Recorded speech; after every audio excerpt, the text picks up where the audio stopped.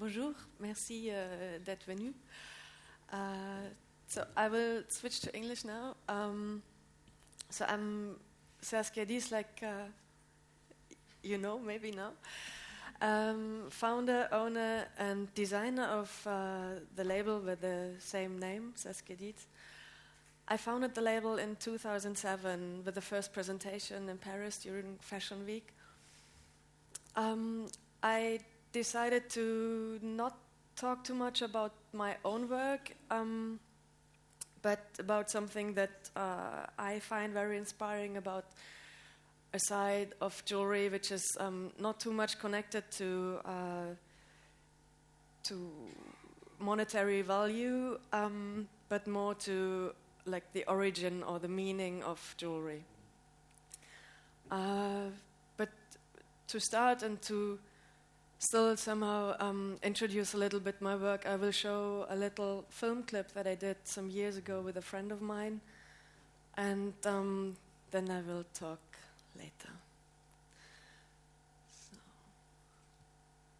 I hope it's working.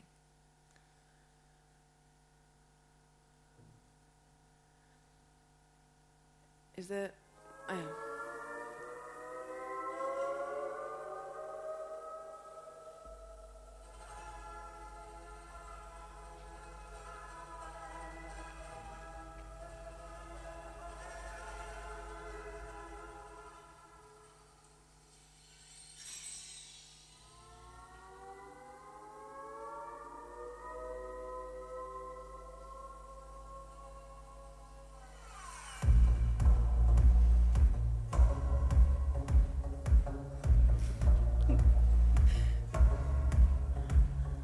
Should I?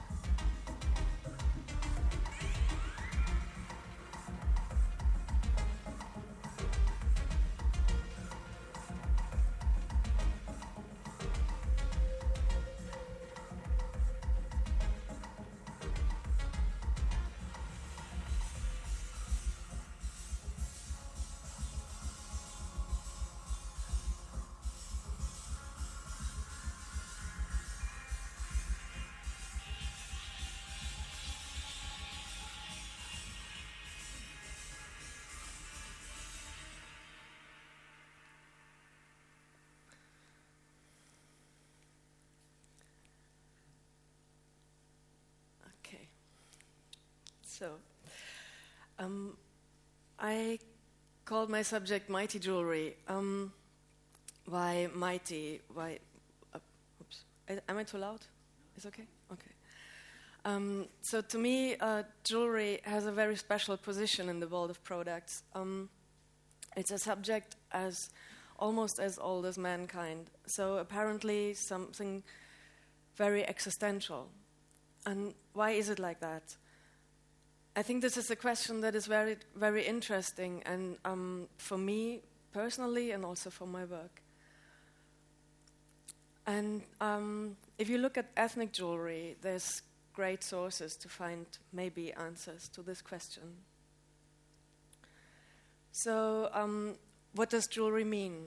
The word jewelry originates from the Latin word giocale, which means plaything, jewel. There's a definition in the Oxford Dictionary that says personal ornaments such as necklaces, rings, or bracelets that are typically made from or contain jewels and precious metals. I think that's a rather plain explanation. If we look at pictures of ethnic tribes, the term jewelry applies to a lot more. It's not only pieces from precious metal or with precious stones, it's also the decoration of skin, it's the hair, it's the formation of body parts, and of course, all that you put on your body that goes beyond practical explanation. So, why mighty? Mighty because I think jewelry almost always means more than it is. If you look at the German word, which maybe for me, for sure, is very interesting. If you look at the German word jewelry, it's Schmuck. And if you look at the origin of the word, it comes from the old word Geschmeide. And Geschmeide, the original meaning is to squeeze yourself into something, a dress or something else. In German, there's also a saying that goes, who wants to be beautiful needs to suffer. So I think there's maybe some connection between jewelry and pain. So looking at jewelry, I also think this has a lot to do with fetish objects. Objects that we assign characters and powers to that are more than the object itself. Objects that are man-made. And also fetish character to me is something which is near to pain, near to passion, near to something under the surface. That's a old pair of, or a pair of old Chinese shoes, maybe not jewelry in the first sense. I found it in the collection of Museum of World Culture in Frankfurt. But I think you can call these shoes a kind of jewelry, or an object having jewelry character and fetish character. Usually we think of decoration and beautiful things when we talk about jewelry. But I think there's more about it, and I also think that this pain connection is quite essential. In the Chinese century, in the Chinese Empire, they used to tie the feet of little girls when they were 5 to 8 years old, usually done by the mother or grandmother. It was a tradition that lasted until the early 20th century. First, the foot had to be soaked in liquid with herbs and alum. The nails were cut as short as possible to prevent them from growing in and to prevent from infections. Then the foot had to be massaged. It had to be tied so tight that the feet became pointy and small. They were forced to wear little pointed shoes. All the toes but the big one were broken and bent under the foot. Every second day, the toes were tied again with wet cloth, which was even tighter when it got dry. When the aim was achieved, the women couldn't walk long distances anymore. The ideal length of feet was considered 10 centimeters. In fact, only few women achieved that goal. Most of the women only achieved the goal of 13 to 14 centimeters. But still, long life pain and handicap was accepted and made women even attractive to men. With the time, also the fact of not being able to walk out of the house was appreciated and a sign of wealth. If you wanted to leave the house, you could get yourself carried around. So the feet and the according shoes turned into a kind of jewelry. The small steps of these women were described by poets as erotic, and the little feet have been thought of as the most erotic part of a female body. In the end, the men only looked at the feet of the women when they were about to look for a bride. Not the face or other physical attractions mattered. So it's even possible to turn parts of your own body into a fetish.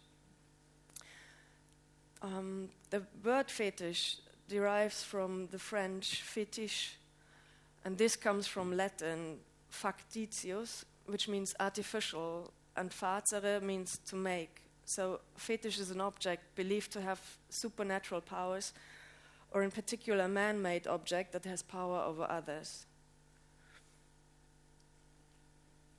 So, mighty, because we hardly wear jewelry only for the reason of decorating ourselves. It has a lot to do with emphasizing your aura, with empowerment, with adding something to yourself, a meaning.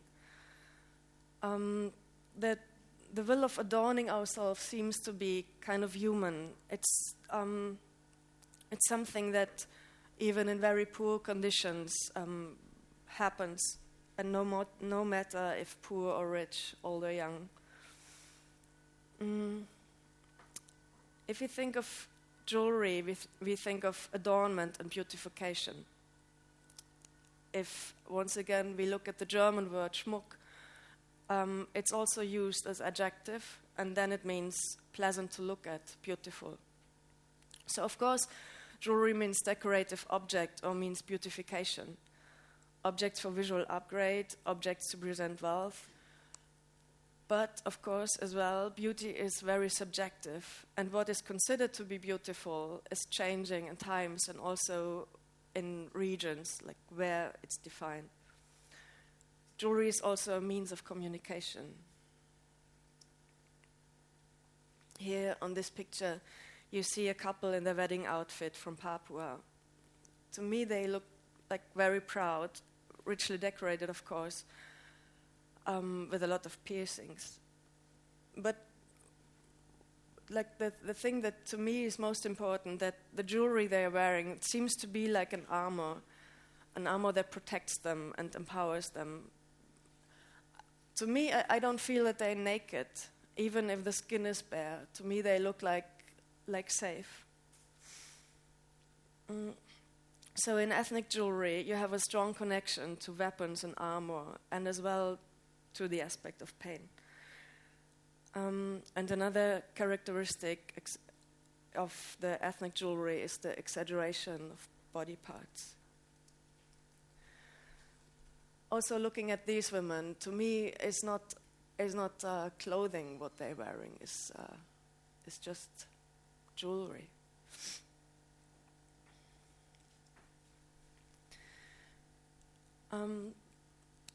There's a tradition of wearing lip plates in several tribes, which I, like in the first view, I think is like from our point of view at least, not so easy to understand why this should be jewelry or why this should be beautiful. And it can also not be for practical reasons. So why is it that this deformation got jewelry? There's different explanations, and I think they're all very interesting to look at. There's a tribe called Mursi, and they cut open the lip and expand it slowly by putting in bigger and bigger clay plates. Especially big lip plate enhances the prestige. At the age of 20, women often get smashed out some teeth. The lip gets pierced and stretched over the time of 1 year until the opening has the final size. Today, this tradition is a source of income. The Mursi put in their lip plate when the tourists come. In everyday life, they hardly wear it anymore. There's one explanation that says that in the beginning, this tradition origins from the men wanting to make their wives or the women of the tribe unattractive to slave hunters from the Arab world. But after, so in the first step, it's something to make them unattractive. In the second step, it got a sign of membership to the tribe. And then this led to be a beauty ideal. So for a Mursi man, then the beauty of the wife was connected to the size of the lip plate. The bigger, the more respected she'll be, and best was a diameter of 15 centimeters. There's a tribe of Native Americans called Zoe from the region of the Amazonas. They're wearing lip plugs made from whitewood. As well, this tradition may come from a threat through enemy tribes. The lip plug was made the women unattractive. Then, as well, it turned into a sign of membership and then a beauty ideal. The lip plug hangs permanently in front of the mouth of men and women, and it leads often to deformation of the jaw. Disturbed by the plug, the Zoe have to bite with their back teeth.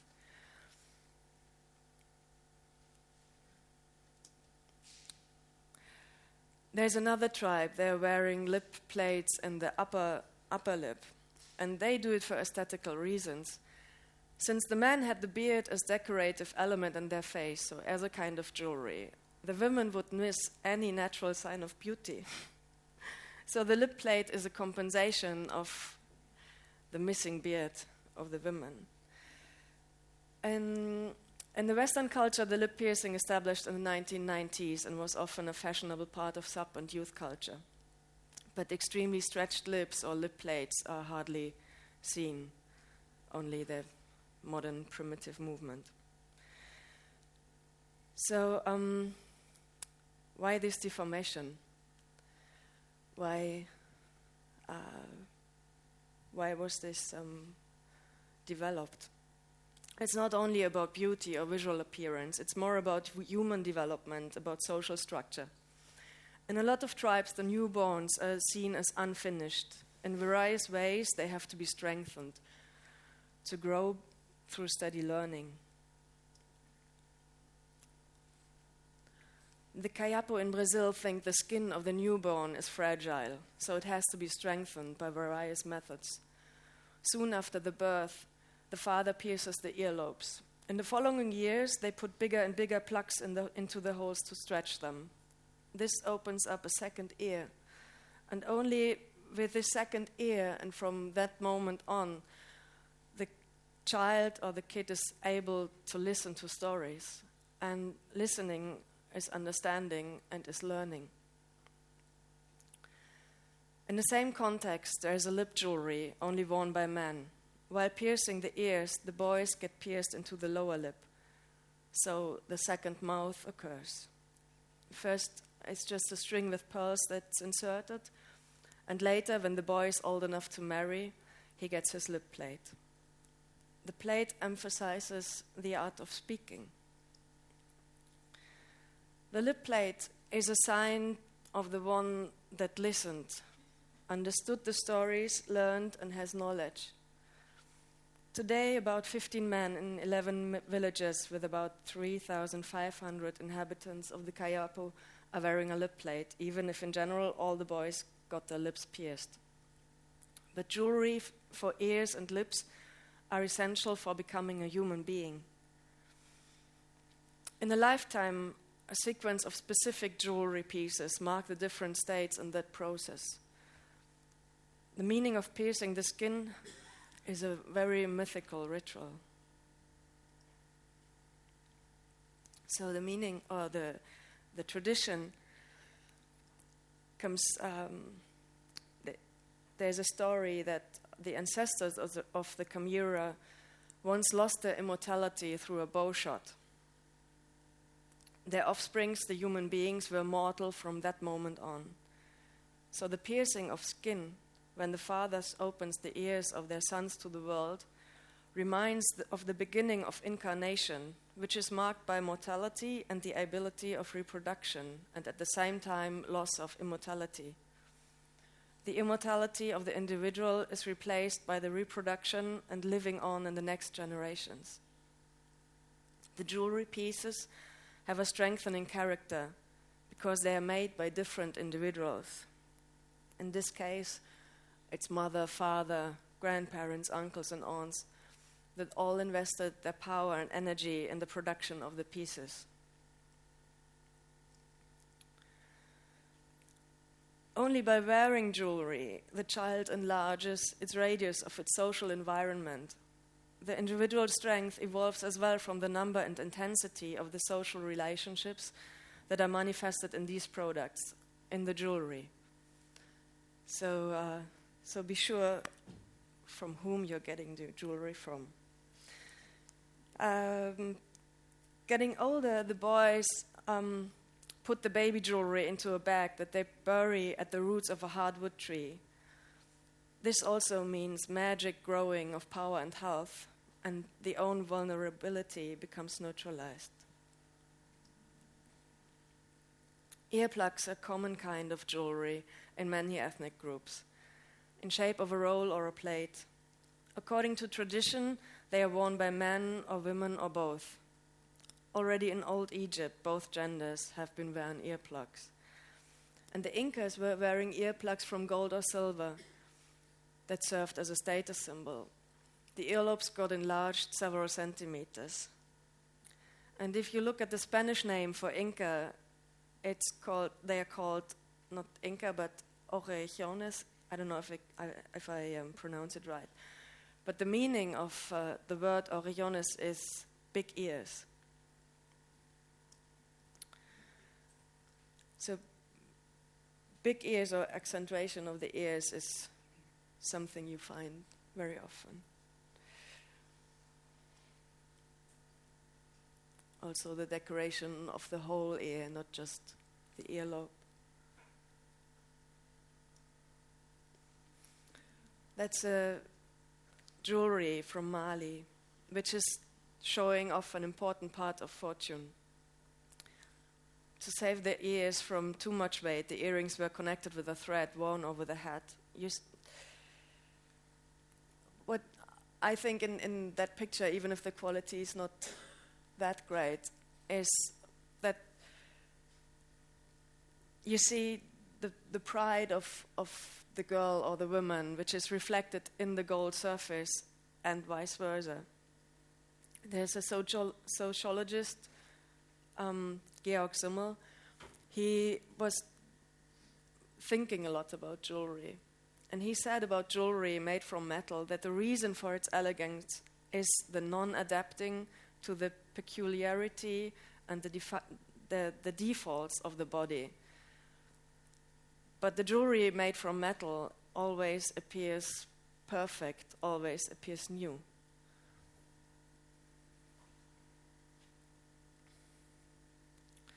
He also says that every belonging is an extension of personality, because the belonging is obeying to your will, so it's a visual expression of yourself.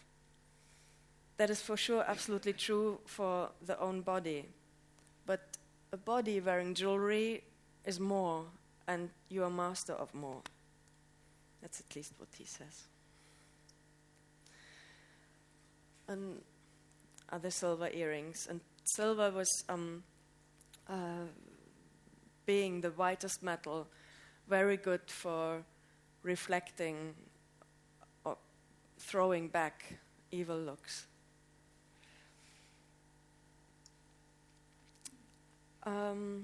I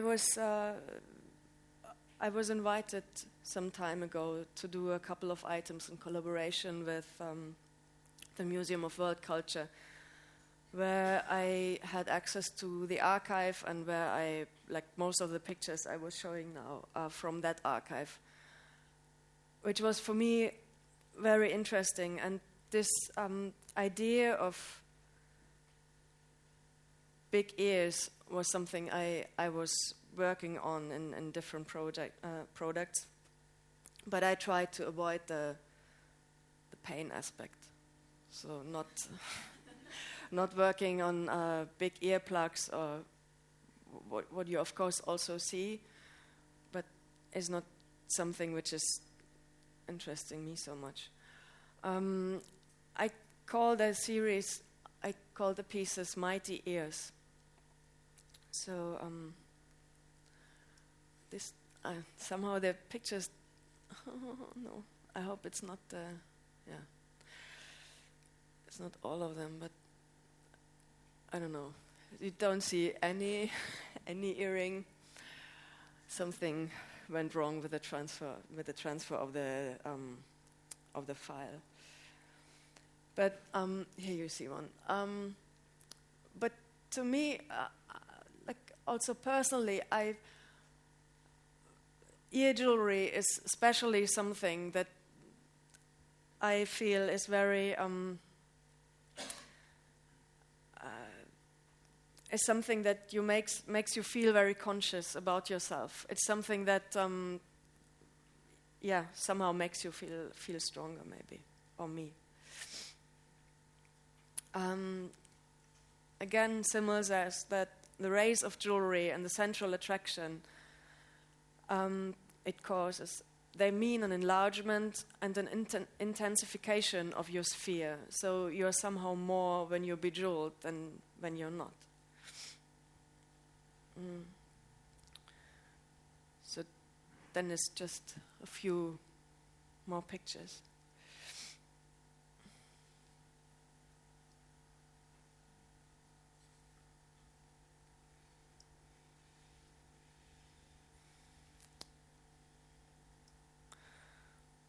There's also one picture is cut, I don't know why. But also that the aspect of just like decorating your body and not stay only on fingers or ears or neck is something that I found very interesting. And I'm done. Thank you.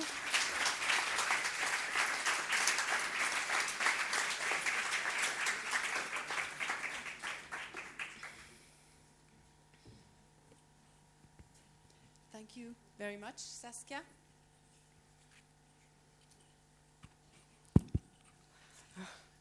Est-ce qu'il y a des questions, des réactions?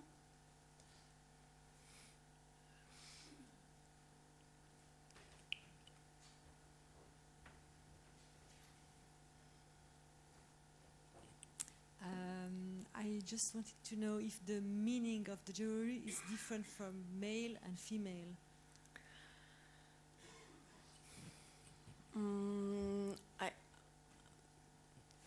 I think in the origin maybe not, but now maybe yes. But I feel, or what I experience is that a lot more men are wearing or starting to wear jewelry again. I think there was, or like at least the men I know or around me, there was a time when they didn't have, kind of didn't have any connection to jewelry. Also buying jewelry as a present was sometimes, I don't know, there was no real connection. But this is sometimes something I feel has changed. But then I think that most men maybe they use a different kind of, so they use tatouage maybe a lot more. So I think in its origin the meaning is, if it's for male or female, is the same. But yourself, Saskia, your own creations are mainly for women. Mainly for women. I have some men's jewelry too. Yeah. I have quite a lot I'm of male that. Customers. Yeah. The next here. Yeah. Could you do that for me? Yeah, sure.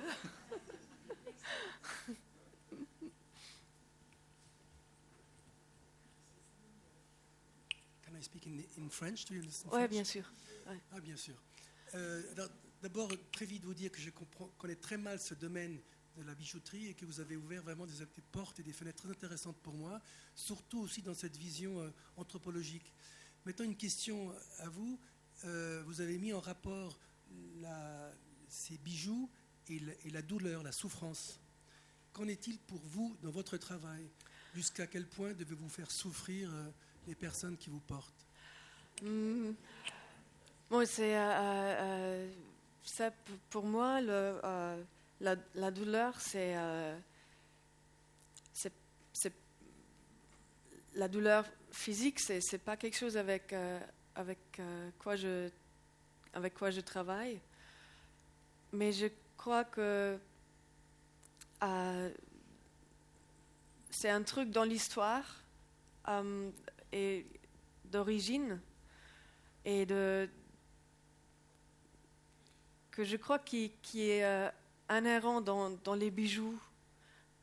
Pourquoi est-ce qu'on porte les bijoux? Parce que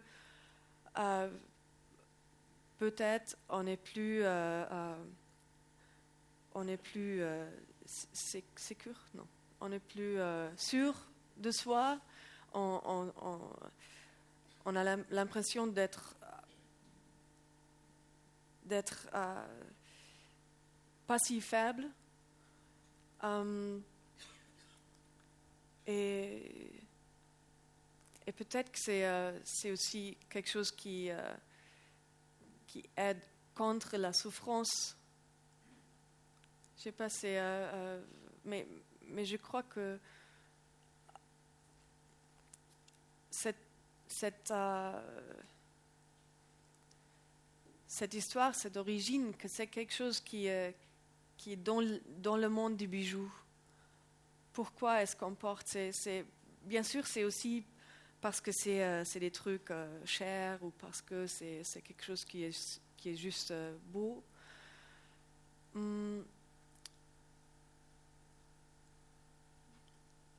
Mais ouais, c'est aussi quelque chose que je trouve intéressant, cet aspect de souffrance, de douleur, même si moi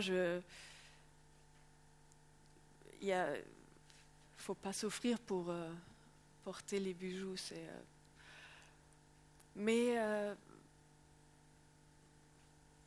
ouais, c'est quelque chose qui est dans l'histoire, qui est dedans. Ouais. Pour rebondir sur ce que dit Saskia, aujourd'hui aussi il y a une sorte de généralisation du piercing et pour certains l'expérience de la douleur acquiert comme une dimension rituelle, même si très privée. Et c'est intéressant qu'aujourd'hui encore on ne sait pas très bien si les objets du piercing sont des bijoux ou pas, alors qu'ils répondent à la définition que tu as trouvée dans le Oxford English Dictionary. Mais par exemple, quand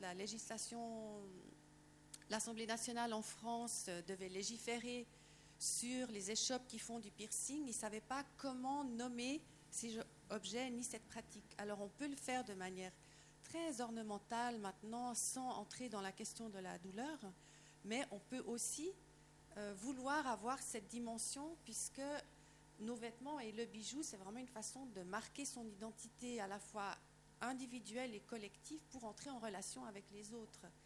Et si on n'est pas en relation avec les autres, on n'existe pas.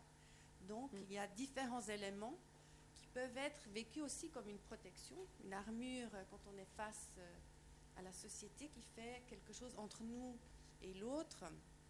Donc, il y a plusieurs points qui rejoignent ce que dit Saskia, mais qui n'impliquent pas forcément qu'il doive y avoir la dimension de souffrance ou de douleur.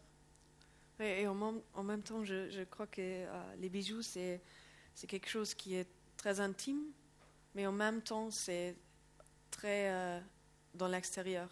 Ouais. Et c'est peut-être cette tension qui est...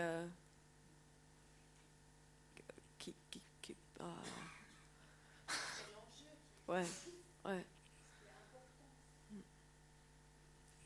En tout cas, dans vos propres bijoux, vous essayez plutôt qu'il n'y ait pas du tout de souffrance, puisque enfin, ceux que je connais, c'est des clips, il n'y a même pas de piercing d'oreille, qui est une chose très, très banale. Donc, voilà. Mais c'est vrai, ce qui est passionnant dans la discussion là, c'est de montrer d'une manière plus précise sans doute que nous le savions déjà, combien le bijou, qui pourrait paraître un objet futile, certains, comme la mode ou comme d'autres objets qui s'achètent et se consomment, et on voit au contraire combien effectivement c'est un objet extrêmement complexe, Elisabeth vient de le dire, qui relève à la fois d'une dimension d'expression personnelle très profonde, qui peut avoir des liens avec l'intime, l'imaginaire, le plus profond d'une personne. Il y a une dimension sociale, tribale dans certains cas, enfin d'expression collective. Ce que vous avez beaucoup montré, c'est qu'il y a même une dimension profondément anthropologique, c'est-à-dire une manière de définir l'humain, lui-même et son rapport au monde. Et du coup, je pensais aussi à une chose peut-être sans doute très, très bête pour vous, mais il y a tout simplement le fait que l'humain en tant que tel n'est pas capable de produire des parures organiques, alors qu'il y a beaucoup d'espèces animales qui, elles, sont capables de produire des parures organiques, c'est-à-dire par des mutations du corps même animal, voilà, qui se prolongent, qui se colorent, qui s'amplifient, etc., etc. Est-ce qu'il n'y a pas là, dans ce rapport-là, d'espèce à espèce, quelque chose qui est aux racines du bijou? Oui,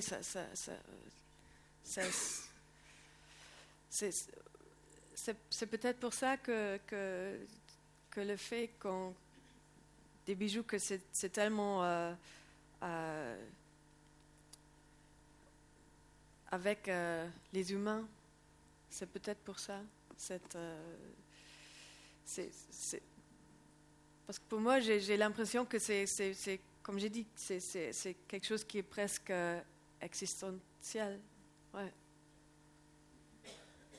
Puis on voit dans les bijoux primitifs, il y a beaucoup justement d'emprunts à la parure animale. On l'a vu tout à l'heure, les dents qui n'ont plus d'usage, qui vraiment semblent être des objets qui se sont développés comme parure ou comme affirmation symbolique d'une puissance animale, ou les plumes colorées, etc. Tout ça est beaucoup emprunté dans ces bijoux tribaux. Comme je vois qu'on glisse sur le terrain anthropologique, moi ce qui m'a interpellé, c'est que toutes les références renvoyaient justement à des sociétés ou à des tribus, donc d'un point de vue anthropologique, qui se tirent en dehors de notre champ. C'est-à-dire c'est des Africains, c'est Amérique du Sud, c'est l'Asie. Or, j'ose prétendre que les racines, ça c'est une vraie prétention, donc vous devez me dire, les racines de votre travail, elles sont puisées plutôt dans une tradition judéo-chrétienne du bijou. Et là, on n'a vu aucune photo ou aucune référence à notre, disons, monde culturel ou à notre racine anthropologique.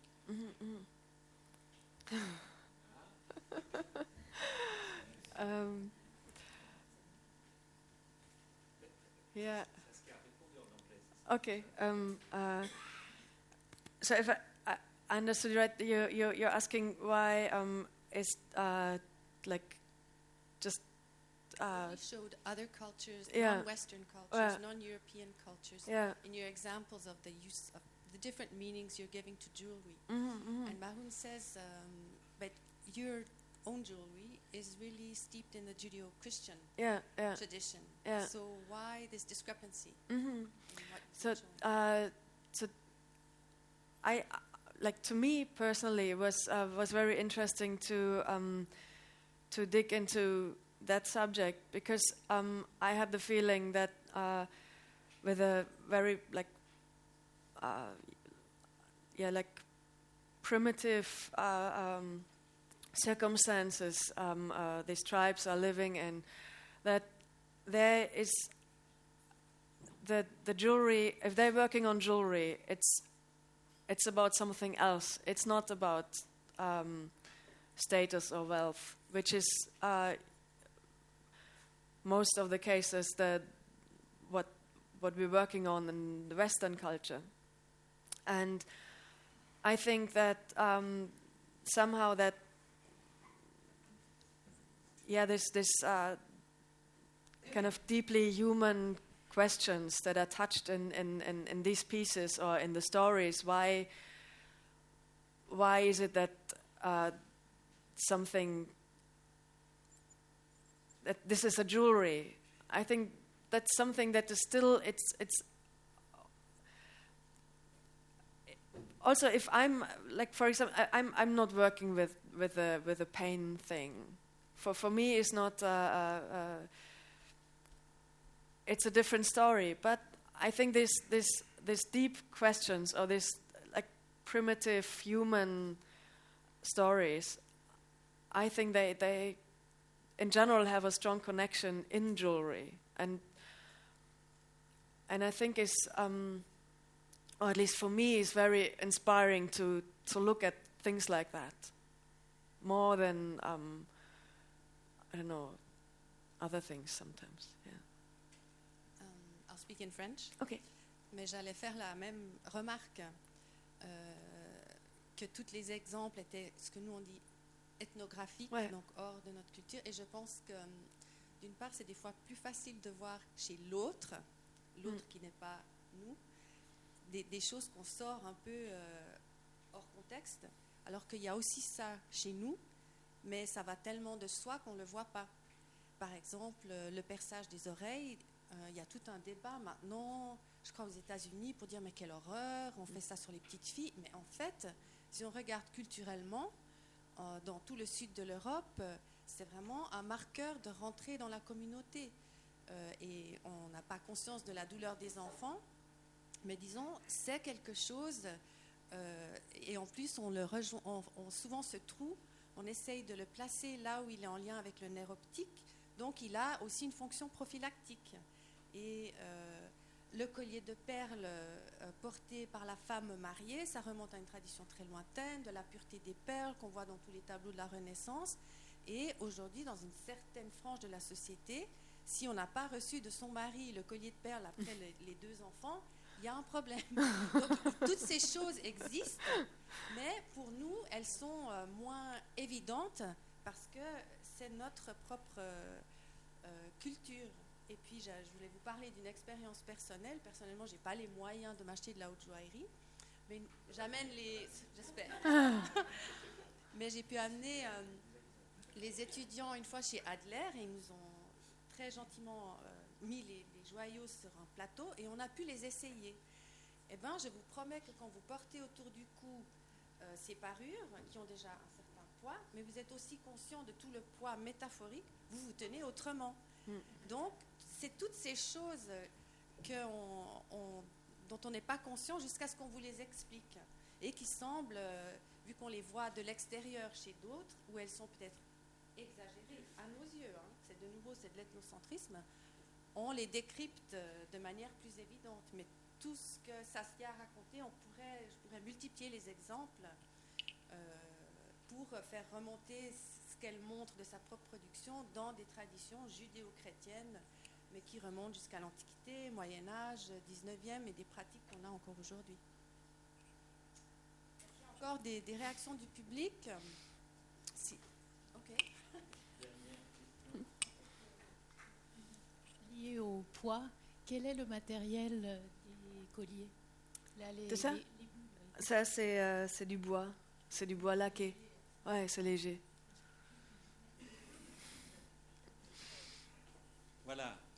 Merci beaucoup, Saskia. Merci beaucoup. Bravo. Je vous invite. Oui, vous pouvez l'applaudir.